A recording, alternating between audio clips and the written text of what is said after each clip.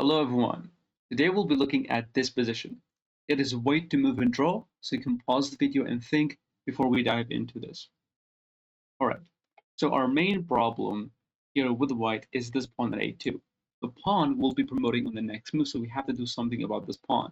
Because if black managed to promote to a queen, then we're completely losing this game, right? So how would we stop this pawn? Some of you might say, well, there's a very cool tactic, and it is very, very cool actually.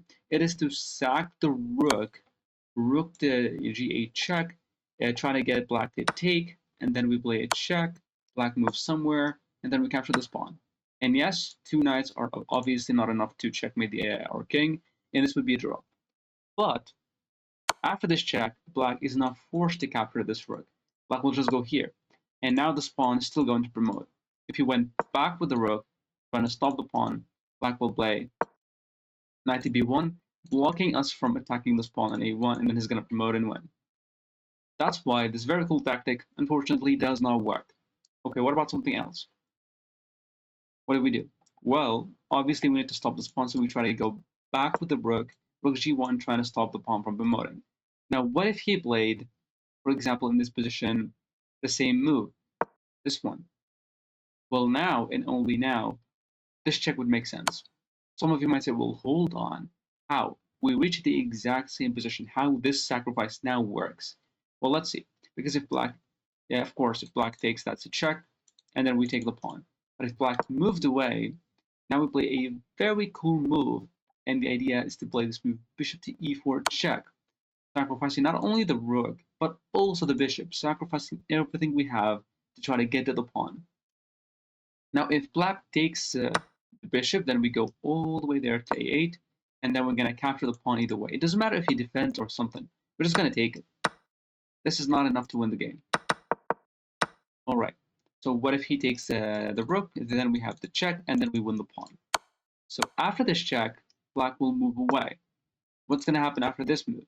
Well, we have to look for the most challenging move, which is a check. We play a rook g6 check, king goes here, and now we can go rook all the way back to a6. Yes, it doesn't matter if they capture us right there, because we will still take this pawn, and this would be a draw. But what if they use this knight? Okay, what does this move do? Well, the same thing. Yes, black is stopping our rook from attacking this pawn on a1, which is going to promote. Now we do the exact same thing. We play the most forcing move, which is a check. If black takes, the same move will happen, a check, and then we will pick up the pawn. But black will go to h7, still trying to promote the pawn, and now we play this move, bishop to e4 check. This move is possible because now the knight is no longer on d2 to attack it, right? So the knight is here.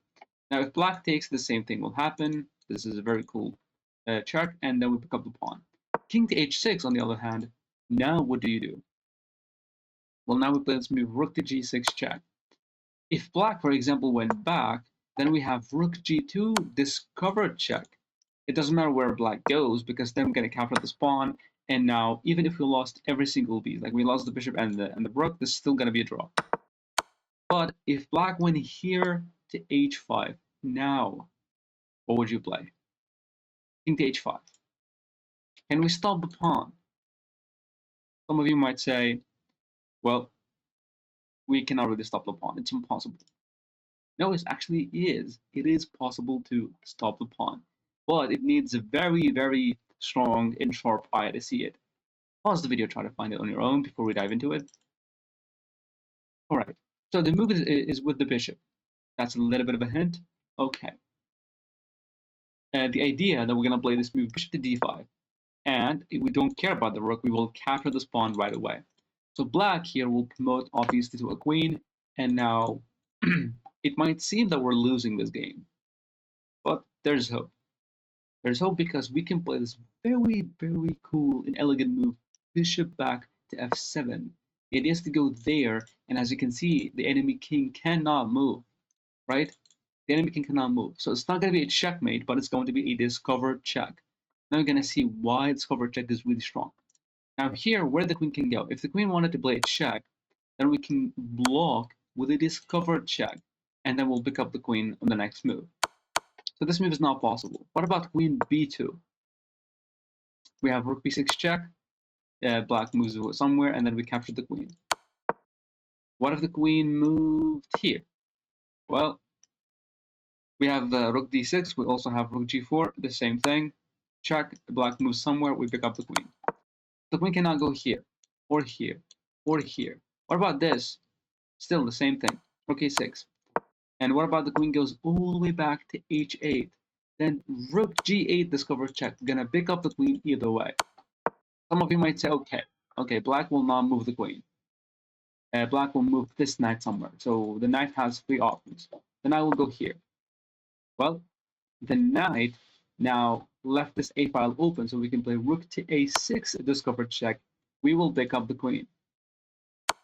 And if this knight move, it doesn't matter where. Now this rank has opened up, and now rook to g1, discover check will also pick up the queen.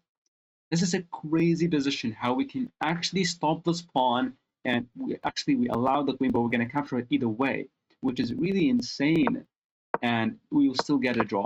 But bishop d5 and bishop to f7, I admit it's a little bit difficult, or slightly more difficult than usual.